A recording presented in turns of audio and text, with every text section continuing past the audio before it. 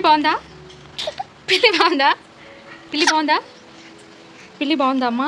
పిల్లి బాగుందా? పిల్లి బాగుందా? బాలేదా?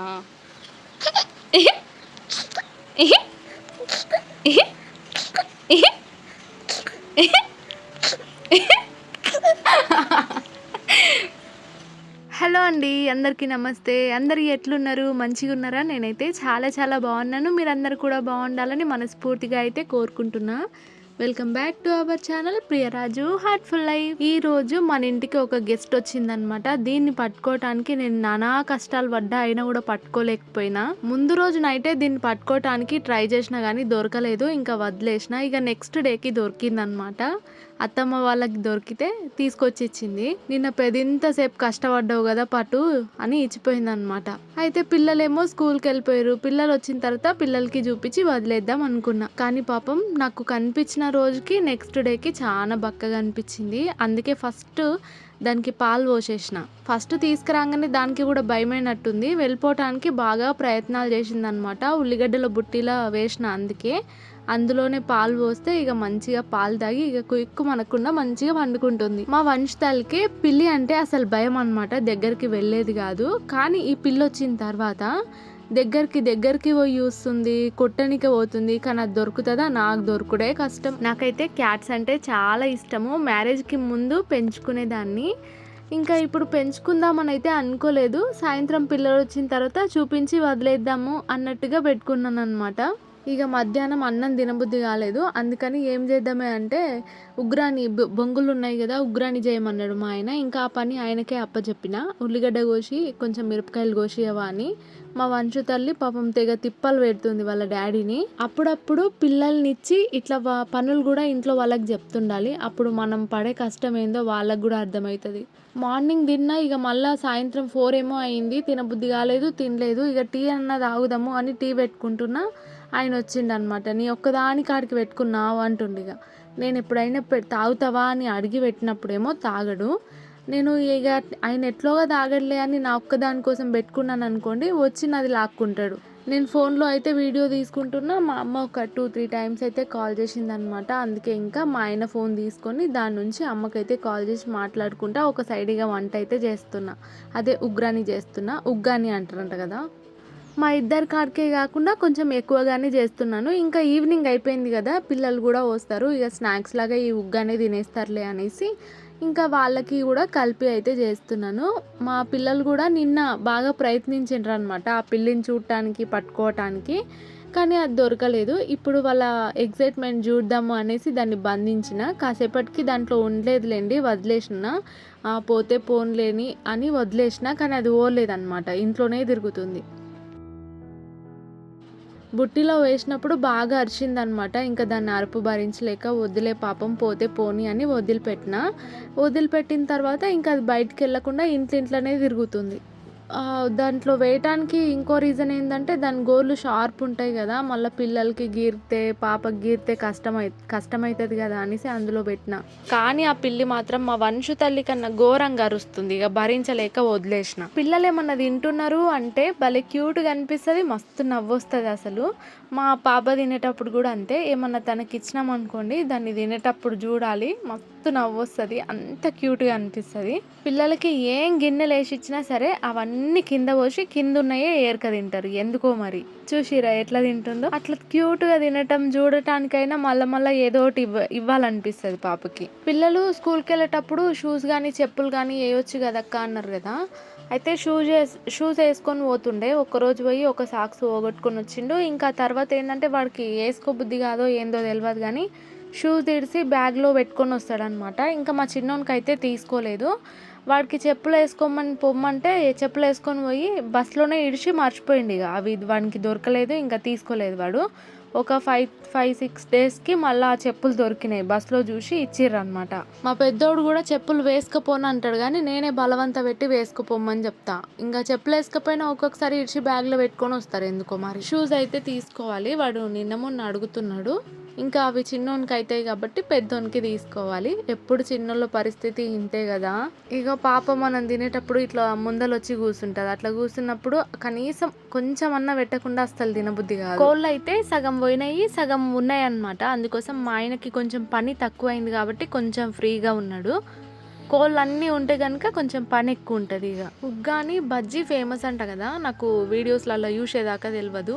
ఎప్పుడన్నా ఒకసారి ట్రై చేద్దాం. పిల్లిని చూసినప్పుడు పాప అయితే భలే క్యూట్గా దాన్ని చూస్తూనే ఉంటుంది. ఫస్ట్లో కొంచెం భయపడ్డట్టు చేసినా తర్వాత దాని దగ్గరికి పోవడము, కొట్టడానికి ట్రై చేయటం లాగా చేస్తుంది. ఇంకా తినేసిన తర్వాత పిల్లలు కూడా అప్పటికే వచ్చేసిర్రు. ఇంకా గిన్నెలు అయితే తోముదామని బయటేస్తున్నాను. పాపేమో ఆడుకుంటుంది, ఆయనేమో కోలపారం దగ్గరికి వెళ్ళాలన్నాడు. ఇక పాపని వాకర్లో అయితే వేసేసి ఇక నేనైతే గిన్నెలు తోముతున్నా. ఎండాకాలంలో కంటే వాతావరణము వానాకాలంలో చాలా మంచిగా అనిపిస్తుంది కదా, గ్రీనరీ లాగా. వర్షాలు అయితే అస్సలు పడతలేవు, మోడం వేసుకుంటుంది, చల్లగా అవుతుంది. ఒక 2-3 నిమిషాలు ఇట్లా వాన పడుతుంది పోతుంది, అంతే తప్ప వాన పడేదే లేదు. నేనైతే చాలా అనుకుంటాను, అంటే కొంతమంది కంటిన్యూస్గా భలే రీల్స్ చేస్తుంటారు. నేను కూడా అనుకుంటా కానీ అస్సలు టైమే కుదరదు నాకు.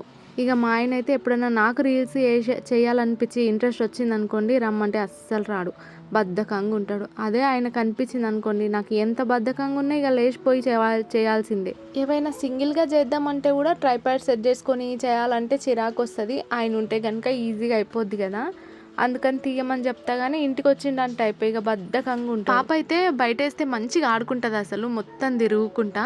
అదే ఇంట్లో వేసినాం అనుకోండి ఎప్పుడు ఏడ్చుకుంటూనే ఉంటుంది. ఎంతైనా బయట ఉంటే కుక్కలు, కోళ్ళు, చెట్లు అన్నీ కనిపిస్తుంటాయి కదా, మంచిగా ఆడుకుంటుంది. ఈరోజు అయితే మధ్యాహ్నం టైంలో ఇల్లు కడుగుదాం అనుకున్నా కానీ మా ఆయనకు పనుండి ఇక బయటకు వెళ్ళిపోయిండు. వంచు తల్లితో నాకు కాలేదు. తను మార్నింగ్ టైంలో ఏంటంటే అసలు సరిగ్గా పడుకోవట్లేదు అనమాట. ఒక 5 మినిట్స్ ఇట్లా వండుకొని లేస్తుంది, కనీసం నేను తిన్నంతసేపు కూడా వండుకోదు. అందుకని ఏ పని చేసుకోవాలన్నా ఇబ్బందిగా ఉంటుంది అనమాట. తను ఆడుకునేటప్పుడు వీడియోస్ షూట్ చేసుకుంటాను, లేదంటే మా ఆయన హెల్ప్ తీసుకొని చేసుకోవాలి. ఇక వాకర్లు వేసుకొని అన్నా వేసుకోవాలి, లేదంటే వీడియో వేసేటప్పుడు మధ్యలో ఏడ్చింది అనుకోండి ఇంకా వీడియో ఆపేసి వచ్చి పాపని చూసుకొని మళ్ళీ తను ఆడుకుంటున్నప్పుడు మళ్ళీ వీడియో షూట్ చేసుకోవాలన్నమాట. నైట్ టైంలో అయితే ఎక్కువగా సతాయించదు కానీ ఒక్కొక్క రోజు తినిపించినా కూడా ఇక నైట్ టైం అయితే ఫీడింగ్ కోసం బాగా సతాయిస్తుంటుంది, అస్సలు నిద్ర ఉండదు. ఇక మార్నింగ్ టైం అయితే అసలు లేస్తూనే లేను, 6 అయిపోతుంది. ఇక హడావిడిగా స్కూల్కి పంపించాల్సి వస్తుంది. నైట్ మనం ప్రశాంతంగా వండుకుంటే మార్నింగ్ తొందరగా లేవగలుగుతాము, కానీ నైట్ నిద్ర ఉండక మార్నింగ్ లేవాలంటే చాలా ఇబ్బంది అనిపిస్తుంది నాకు. పిల్లలైతే మంచిగా, మా పెద్దోడు మంచిగా హోంవర్క్ చేసుకుంటుండు, మా చిన్నోడిని చేయమంటేనేమో అక్కడిక్కడ తిరుగుతుండు.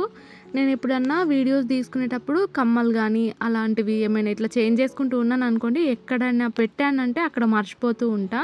అక్కడ కూడా ఇయర్ రింగ్స్ పెట్టినా ఇక మర్చిపోయినా, ఇంకా అంతే అనమాట. నేను హడావిడిగా పాప పడుకున్నప్పుడు కానీ ఆడుకున్నప్పుడు కానీ నాకు ఎక్కువ టైం ఇయ్యదు కాబట్టి ఫాస్ట్గా చేసుకుంటూ ఉంటాను. ఇంకా ఆ హడావిడిలో ఏదైనా ఎక్కడన్నా పెట్టింది అనుకోండి ఇక మర్చిపోతా. ఇక మా ఆయననేమో అది ఈడబెడతావు ఇది ఆడబెడతావు అట్లా ఇట్లా అని అరుస్తూ ఉంటాడు. ఇక ఏం చేస్తాం, మతి మరుపు అలాంటిది. నిన్న మొన్న మా వంశు తల్లి ఒక మొక్క వీకేసింది, వేరేది కొమ్మ ఇరిగిపోతేను మంచిగా ఒక దాంట్లో పెట్టినా మంచిగా వేర్లు కూడా వచ్చినాయి, తనేమో పీకేసి పారేసింది. ఇంకొకటేమో కోళ్ళు పోతం చేసి పెట్టినాయి అనమాట. నేను 120 రూపాయలు పెట్టి కొనుక్కున్నాను. కోళ్ళేమో ఏం లేకుండా మంచిగా తినిపెట్టింది. మనీ ప్లాంట్ గోడ సైడ్ ఉన్నది, కొంచెం ఆకులు ముడతబడుతున్నాయి, ఎందుకో ఎవరికైనా తెలిస్తే చెప్పరా. మా పెద్దోనికి ఈరోజు హిందీ హోంవర్క్ ఉందన్నమాట. ఇప్పుడే స్టార్ట్ అయింది హిందీ, ఇంతకు ముందు లేకుండే కదా. యూకేజీకి వెళ్ళింది కాబట్టి ఇప్పుడు హిందీ అయితే ఉంది. వానికి హిందీ ఎట్లా రాయాలనో అర్థమవుతలేదు.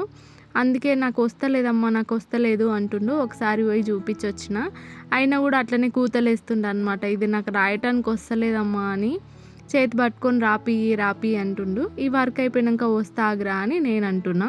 ప్రతిరోజు హోంవర్క్ ఇట్లా ఫాస్ట్గా చెయ్యరనమాట, ఆడుకుంటా ఉంటారు. చెయ్యనరా అని మొత్తుకోవాలి. ఈరోజు ఇంట్లో పిల్లి ఉంది కదా, పిల్లికి పాలు పోద్దాం అని తగిలితేను మీరు హోంవర్క్ దబ్బున వేసేసుకోరు, ఇక పిల్లిని పట్టుకుందామని చెప్పిన. అందుకోసమని హోంవర్క్ వేసుకుంటున్నారు. వచ్చిన తర్వాత వేడి నీళ్ళు అయితే పెట్టినున్నా పాప కోసము, ఇంకా పిల్లలకి కూడా అట్లనే ఒక స్నానం అయితే చేపించినాను అనమాట.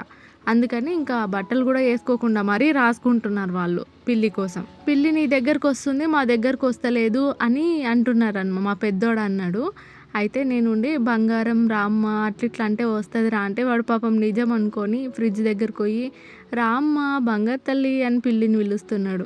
వాడు ప్రేమ చూపిస్తే భలే ఉంటుంది. ఇక హిందీ రాయనికి వస్తలేదని వాళ్ళ డాడీ అయితే కూర్చోబెట్టుకొని చూపిస్తున్నాడు ఇట్లా రాయాలని. ఇక మా గుండుగాడేమో ఎక్కడెక్కడనో తిరుగుతుండు. హోంవర్క్ రాయమంటే రాస్తనే లేడు.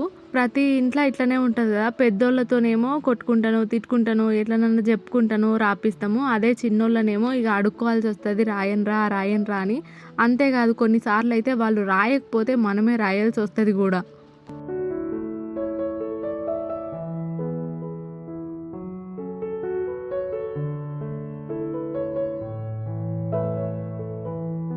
ఒక్కటి మాత్రం వాళ్ళకి బాగా నేర్పించాలి. స్కూల్ నుంచి రాగానే ఇక బుక్కులు బెల్ట్ టై ఎక్కడ పడితే అక్కడ పడేస్తారనమాట. ఇక అవన్నీ నేనే తీసి పెట్టుకోవాలి. బుట్టిలు ఉన్న టిఫిన్ తీసి ఇగో నేను మొత్తం తిన్నమ్మా అని ఇద్దరు చూపిస్తారు. ఇక ఏడ పడితే ఆడ పెడతారనమాట. అది ఒక్కటి అట్లా కాకుండా బుక్స్ బ్యాగు బుట్టి కానివ్వండి వాళ్ళకి టై బెల్ట్ అన్నీ సరిగ్గా పెట్టుకునేటట్టు కొంచెం నేర్పిస్తే బెటర్. మార్నింగ్ టైంలో మళ్ళీ నేను వెతుక్కోవాల్సి వస్తుంది. బుక్స్ కూడా మా పెద్దోడు మంచిగా పెట్టుకుంటాడు కానీ ఇక మా చిన్నోడు గీక్తా ఉంటాడు అనమాట. ఏదో ఒకటి దాంట్లో రాస్తూ ఉంటాడు. ఇక ఏడ పడతాడ పెడతాడు. పొద్దున దొరకలేదనుకోండి ఇక నేను దేవులాడి బ్యాగ్లో పెట్టాల్సి వస్తుంది. ఇంకా హైలైట్ ఏంటంటే వాడికి బుక్స్ ఉన్నాయి అయినా సరే వాని బుక్లో వాడు రాయడు. మా పెద్దోంది కావాలని ఏడుస్తుంటాడు. మాతో దెబ్బలు తింటాడు అనమాట. పిల్లికి పాలు పోసిన కదా మధ్యాహ్నము. తర్వాత ఇంట్లో పెరుగుంటే వేసినాను అనమాట. కానీ పెరుగు తాగుతలేదు అది ఎందుకో మరి. ఇక ఈ బయట అయితే మా ఊళ్ళు ఊకే సతాయిస్తురని వచ్చి మంచం కింద పండుకున్నది ఊకే వండుకోకుండా ఒకటే అరుస్తుంది. అంతేకాదు నేను వాయిస్ ఇద్దామన్నా కూడా అట్లనే అరుస్తుంది. వాయిస్ ఇచ్చేటప్పుడు మా పిల్లలు సౌండ్ చేయకనరా అది ఇదంటే ఇంటుండ్రి సైలెంట్ ఉంటుండ్రి. కానీ పిల్ల అట్లా లేదు కదా, పిల్లి ఒకటే అరుస్తుంది. వాయిస్ ఈయనకే నాకు ఇబ్బంది అయిపోయింది. పాలు పోసినంతసేపు తాగినంతసేపు అట్లా సైలెంట్గా ఉంటుంది. తిన్న తర్వాత మళ్ళీ అరుస్తూనే ఉంది. దానికి ఇంట్లో ఉండటం కట్టేసినట్టుందేమో బయటకు వెళ్ళిపోతుందేమో అని బయట ఇడిచిపెట్టినా సరే అది అక్కడిక్కడ చూసి ఇంట్లోకే ఉరుకొస్తుంది. బయటికి మాత్రం పోతలేదు. మధ్యాహ్నం టైంలో అప్పుడు పాలు పెట్టినున్నా కదా, ఇంకా కొన్ని పాలల్లో అన్నం కలిపి అయితే పెట్టిన తింటదేమో చూద్దామని. పిల్లి చిన్న ఉంది కదా, అన్నం తింటుందా లేదా నాకు తెలియదు, చూద్దామనేసి పెట్టినాను అనమాట. కానీ పిల్లి అన్నం కూడా మంచిగానే తిన్నది. మా పిల్లలు అయితే మధ్యాహ్నం వాళ్ళు వచ్చినప్పటి నుంచి తలిగిర్రు అనమాట. సాయంత్రం వాళ్ళు వచ్చినప్పటి నుంచి తలిగిర్రు. అమ్మ పిల్లికి పాలు వద్దామమ్మ అని. మా పెద్దోడైతే నాకు పాలేమొద్దమ్మా, నా పాలు పిల్లికి ఇచ్చేస్తామ్మా అంటున్నా. పిల్లి ఇచ్చి కూర్చుంటుంది ఎట్లా మళ్ళా దాని కింద కూర్చుంటుంది. అప్పుడు ఏం చేయాలి నేను? ఎవరు తుడుస్తారు? నాన్నగారు తుడుస్తాడా గుండుగాడు తుడుస్తాడా? పిల్లి ఇచ్చి కూర్చుంటే తుడుసా? మళ్ళీ ఎవరు తుడుస్తారు? నేను ఎందుకు తుడుస్తా? నువ్వు తుడుచు. అందుకే నేను బయట ఇచ్చి పెడతా అంటున్నా. నువ్వు తుడుచు. గుండుగాడు తుడుస్తాడంట. డాడీని అడుగు తుడుస్తాడేమో. తుడుస్తాడంట. ఎట్లా ఇంకా బయట ఇచ్చి పెడదాంపా. నువ్వు తుడుస్తావా? మళ్ళీ ఎట్లా? గిన్నె కూడా ఇచ్చేద్దాం పిల్లికి. గిన్నె పట్టుకొని పోతుంది ఎక్కడ నాన్న. పోనా ఇడిచిపెట్టొస్తా బయట. మళ్ళీ మీరిద్దరు కలిసి ఇచ్చి తుడవాలి. పిల్లి ఇచ్చి కూర్చుంది అనుకో, మీరిద్దరు కూడా తుడవాలి. ఒకటి తుడవాలి, ఒకటి కడగాలి. సరేనా?